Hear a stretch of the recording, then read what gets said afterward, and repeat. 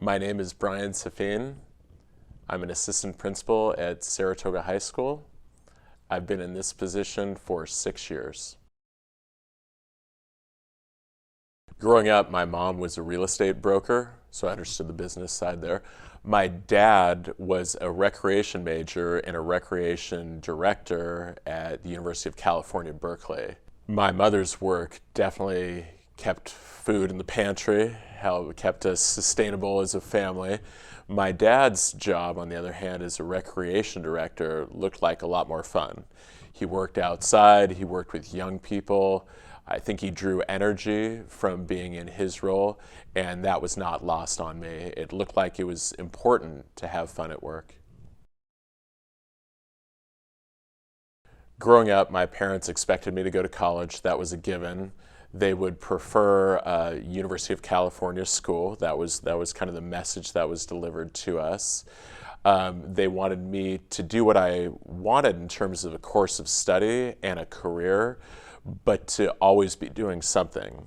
If I had a free summer, if I had some time off, the idea was to be working. So yes, pursue your education during the year. Any vacations, you need to be working. That was the idea growing up.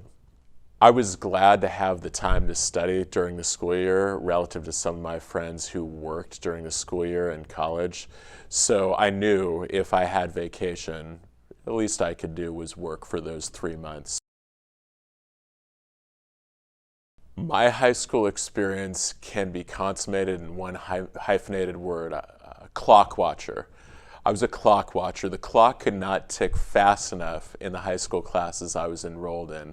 Couldn't wait for the day to end, couldn't wait to do things that I wanted to do outside of school. The one thought I have about that high school experience looking back is that because I was not terribly engaged with the curriculum, I did think about ways that I could do this better if I was in front of a group of students. So I was probably the rare high school student who thought along the lines of, how would I do this? How would I approach teaching? So I think that helped ultimately inspire me to go into the field, thinking back to those times where I wasn't terribly inspired. In high school, I could migrate between groups pretty well. I've having lifelong interests in athletic and the outdoors, so I was very comfortable with the athlete crowd. I was comfortable with the drama crowd because a couple of my close friends were actors. I was kind of a chameleon that way, but I think at the end of the day, I was always looking forward to doing something outside, doing something that was self-directed. So that's what I recall, recreational time with my friends. If none of my math teachers are listening today, I can tell you I was a straight A student. If my math teachers are listening today, I can tell you I was not a straight A student. I did enjoy the humanities, foreign language, English, social studies, more than I did mathematics. Math presented the biggest challenge, and I've got a soft spot for the students I work with today who may struggle in one area. If I had to take a high school trig or calculus class, I'd be up against it right now. My primary interest growing up, teenage years and in college years, was in the outdoors and athletics. Always playing a game, either a structured game through school or a pickup game with friends. Growing up, I did not know that I wanted to be a teacher. Some of my family friends were teachers, and I wasn't sure I wanted to go into that. Maybe the pay didn't entice me, hard to say what.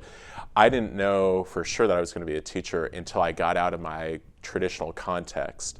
Grew up in California, went to college in California. The 9 months I spent overseas in Taiwan solidified in my mind that I did want to be a teacher as I was teaching English overseas.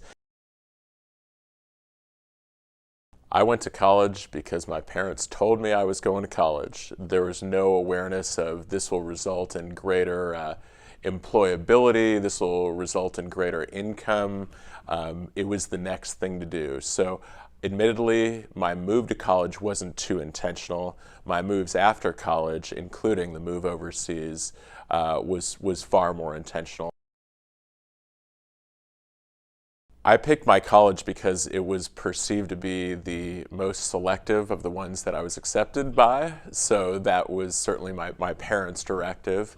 I did like the fact that my campus, UC Santa Barbara, was outdoor oriented, scenically very beautiful. So it was the right spot for me looking back.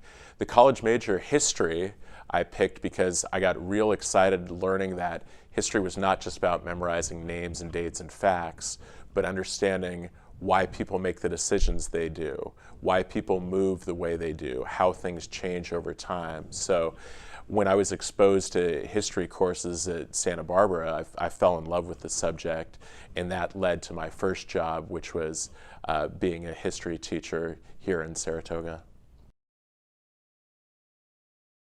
When I chose to be a history major, I remember to this day seeing in the history department hallways a chart about all the different professions history majors could get into.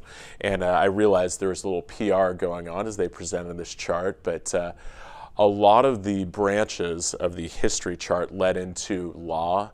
Many of my colleagues studying at UC Santa Barbara went into law school, and I thought that was an option.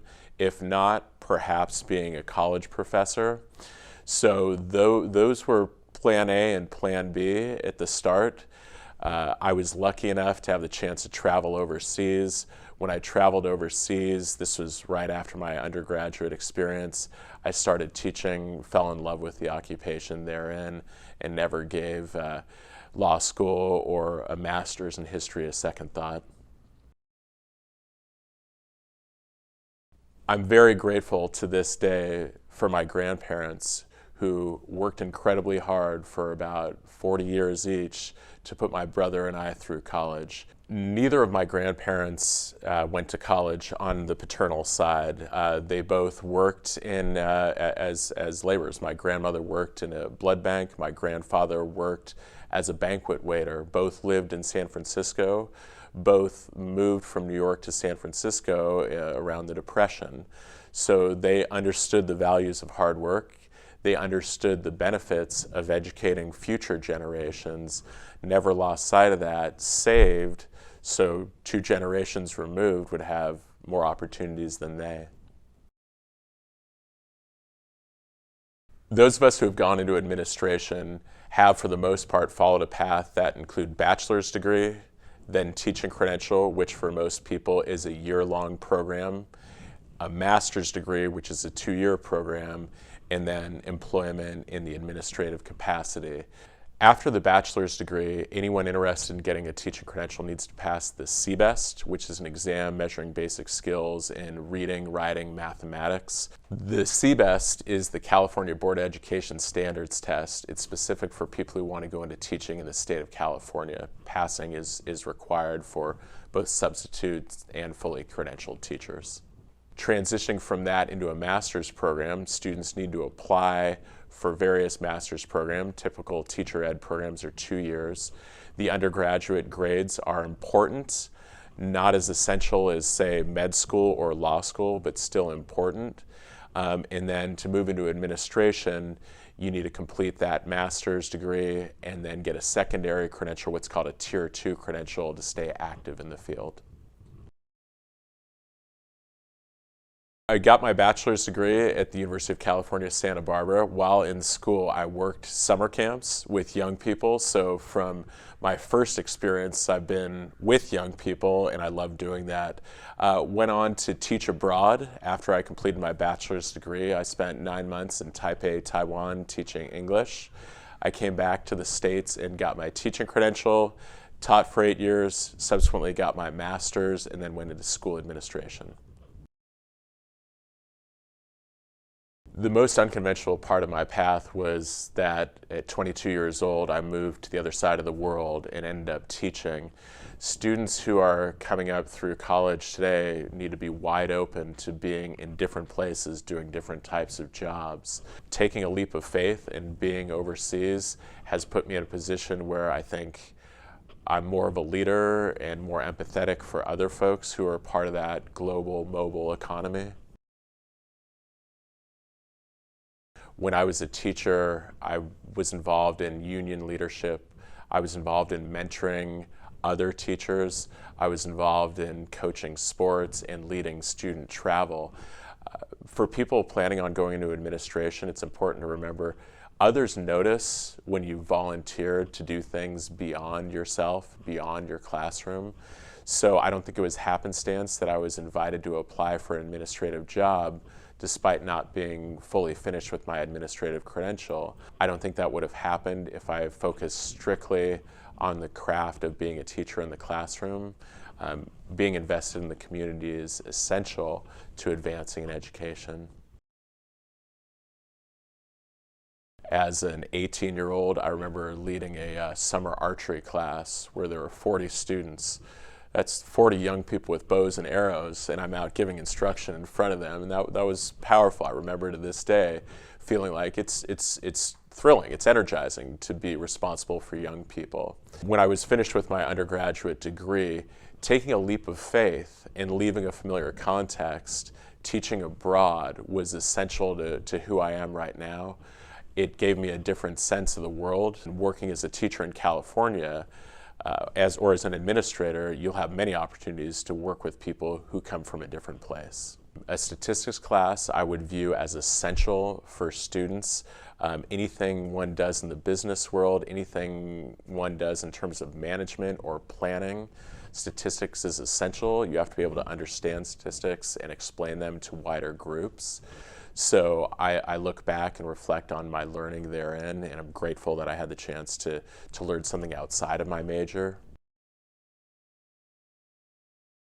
As an assistant principal, I'm responsible for student overall well-being, which means their current state of social and emotional health, as well as their future plans, which in my community is mostly college matriculation. I'm expected to manage student mental and social emotional health.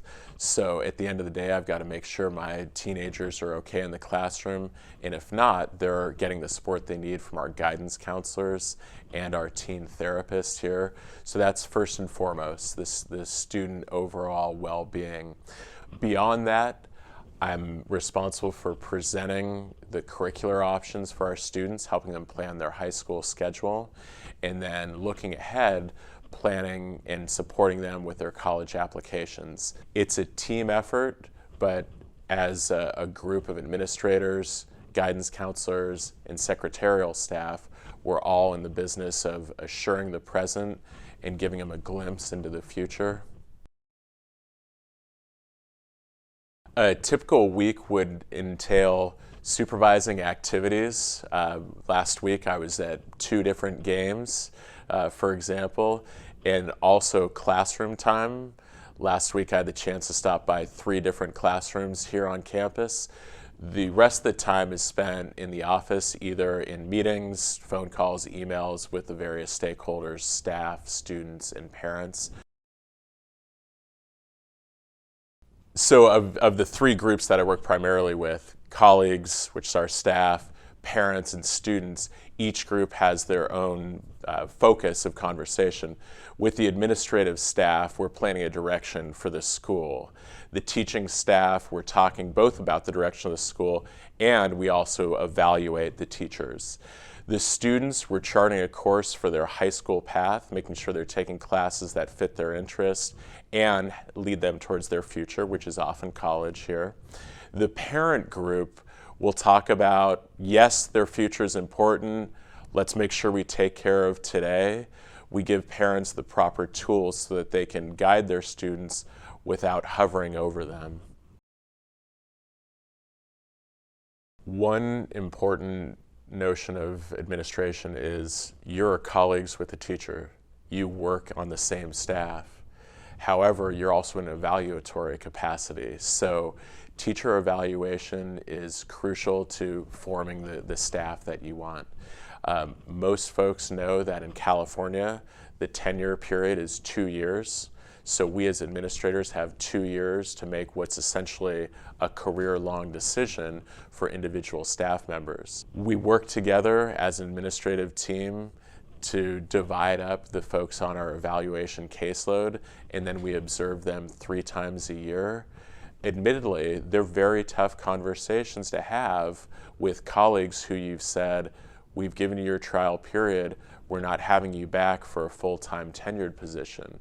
So that's where you transition from we're colleagues, we're working on the same objective, providing the best possible opportunities for students, but it comes to a point where if you're not ideal for us for the next 25, 30 years, we've got to say goodbye. So teacher evaluation, informing that ideal staff is at the heart of being a school administrator. In my role as assistant principal overseeing guidance, I essentially run the parent complaint department. It's not the most positive aspect of my job, but it is what it is. It has grown into that.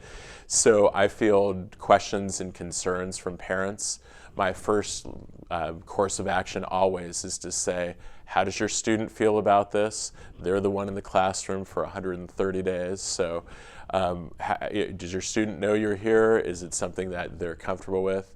My next course of action is to always say, has the student spoken with the teacher? Again, they're the ones interacting between August and June, and their relationship is at the heart of our work here. If parents know that their student has communicated with the teacher and they're still not getting the outcome they want, yes, then I'll have parents come in and we'll dialogue. We'll have the teacher involved in a meeting. 9 times out of 10, if we meet in the same physical space, we won't have any kind of serious change or misunderstanding or request for a different teacher placement. When people are in the same space and they see that we're all humans with the same agenda, trying to get kids to the next best possible place in their learning, we can usually come to agreement.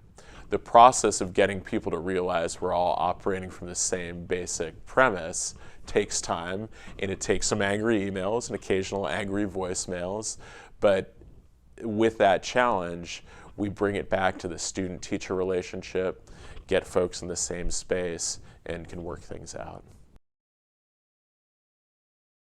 My office is in the main administrative building here on campus. I share that office space with my administrative colleagues, counseling colleagues, and what's known as our classified staff or secretarial staff. My job revolves around the entire school. Unfortunately, as I'm replying to emails and phone calls and meetings, I spend a lot of time in the office.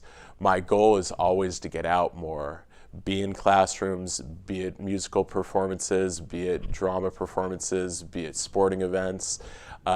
Being in the office tethers me to things that don't relate to student activity. So anyone in this line of work needs to push themselves to get into classrooms and to be present in activities, because it's where the action is. Being an assistant principal is a good fit for me because I think I was longing for guidance when I was a high school student, and I don't feel like when I was growing up there was enough awareness of options for me as both a college student and as a professional. I try to give to my students what was lacking in my educational experience.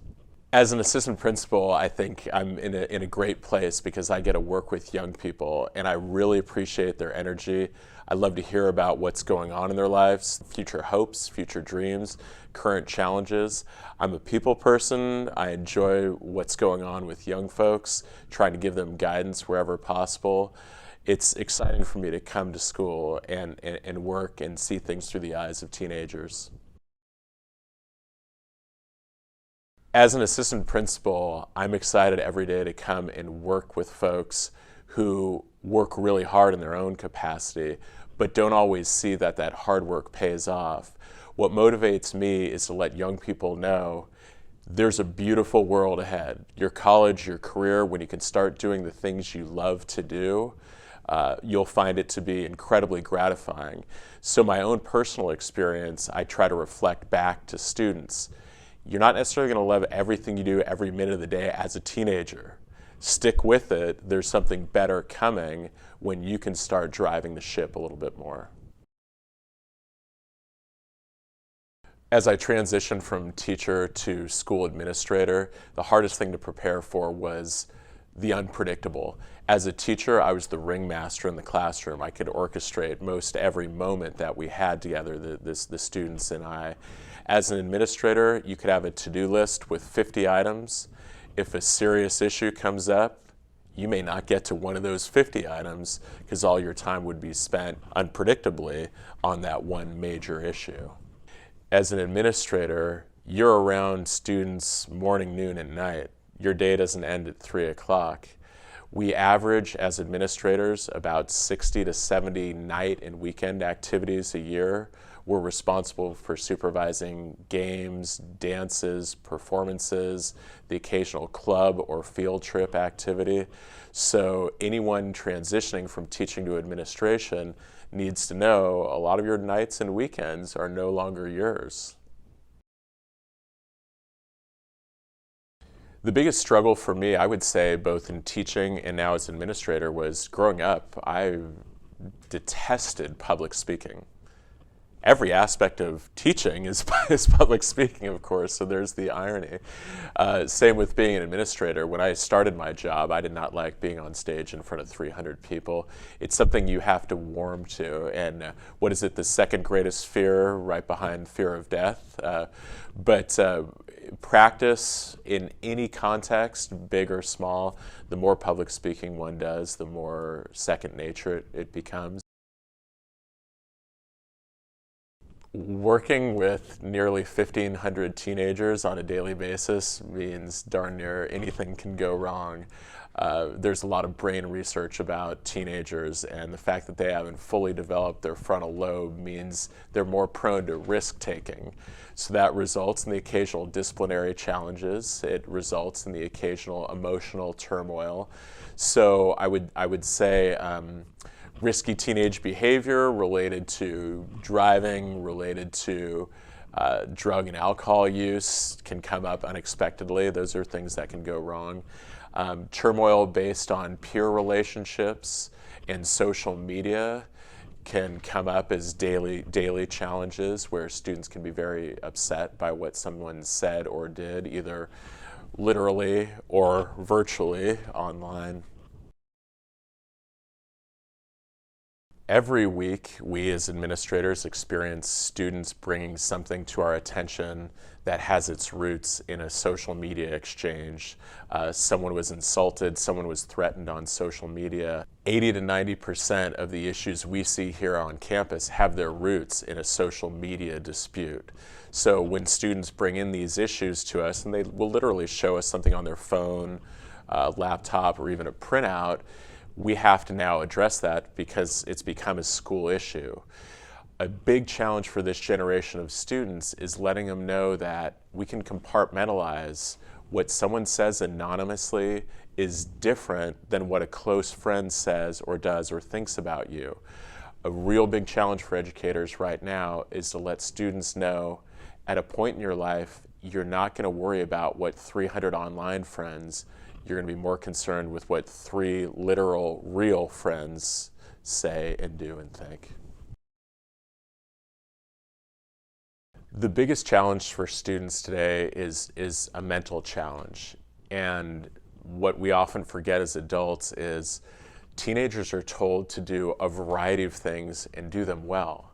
As adults, we're not asked to take on 5 different subjects. I'm thinking of the traditional academics, English, science, foreign language, social studies, math. It's not realistic to ask an adult to do that. Teenagers' mental challenge comes from feeling like they're not doing enough. I'm not as athletic as Susie. I'm not as gifted in science as Johnny. They create a mental combination of personalities that they compare themselves to that makes them feel less than.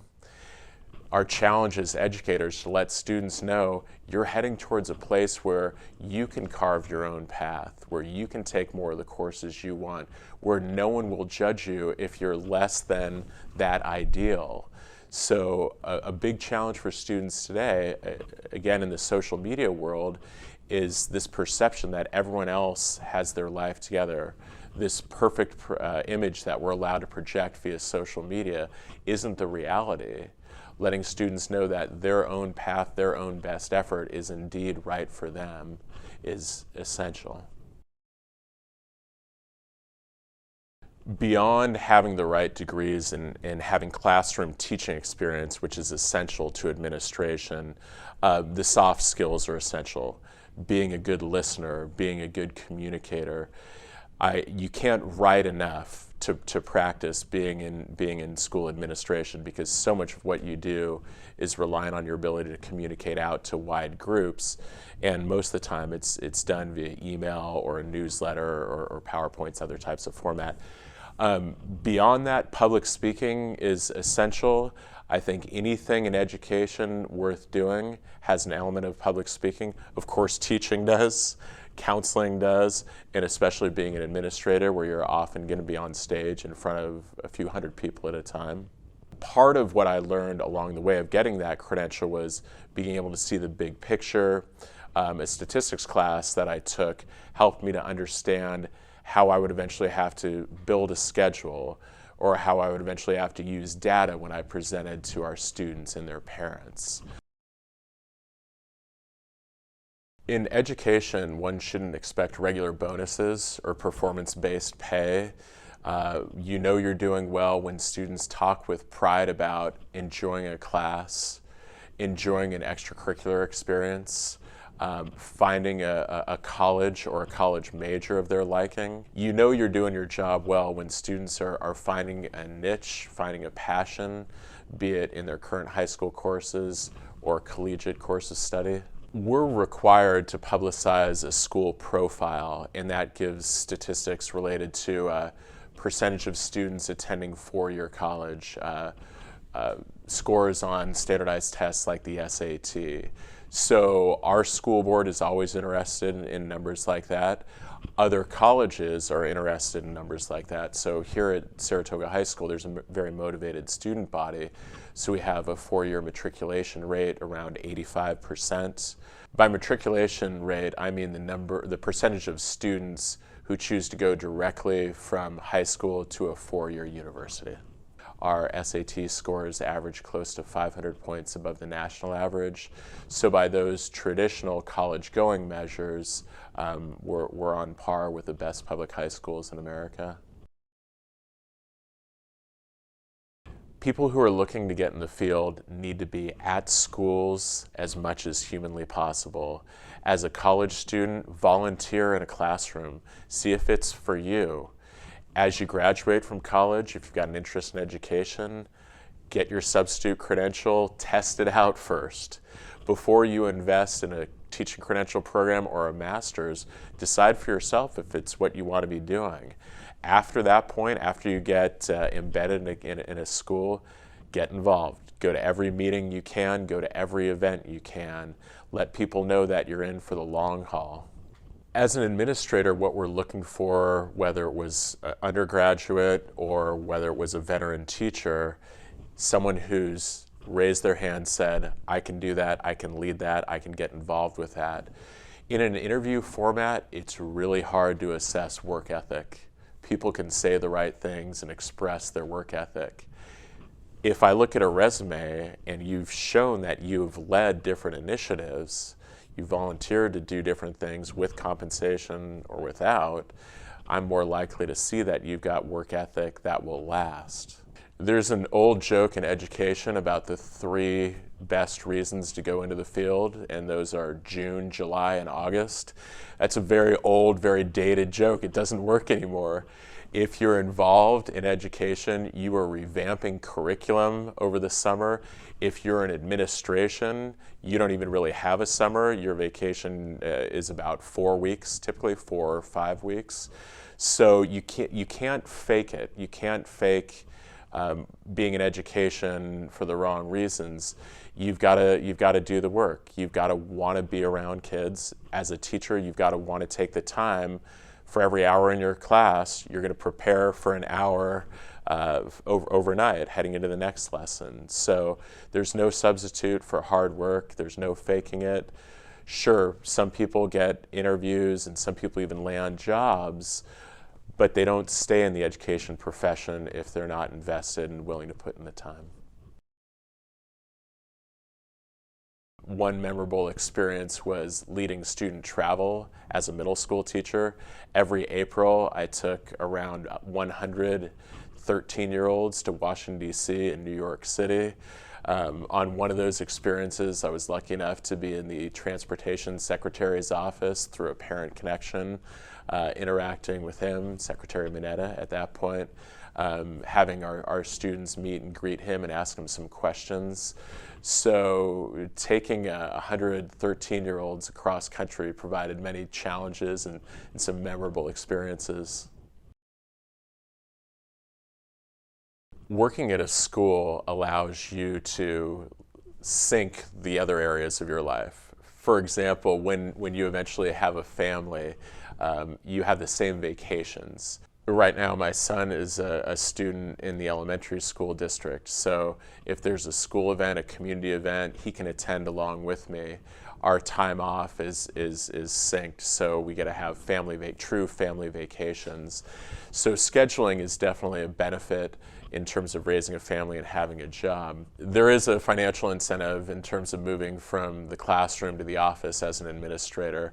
On average, administrators will make 20 to 25% more than people with comparable experience who are in the classroom. A typical teacher contract would be 185 days. A typical administrator's contract would be 220 days. So that does afford the opportunity in the Bay Area to buy a house, to pay a mortgage, to actually be a functioning member of society.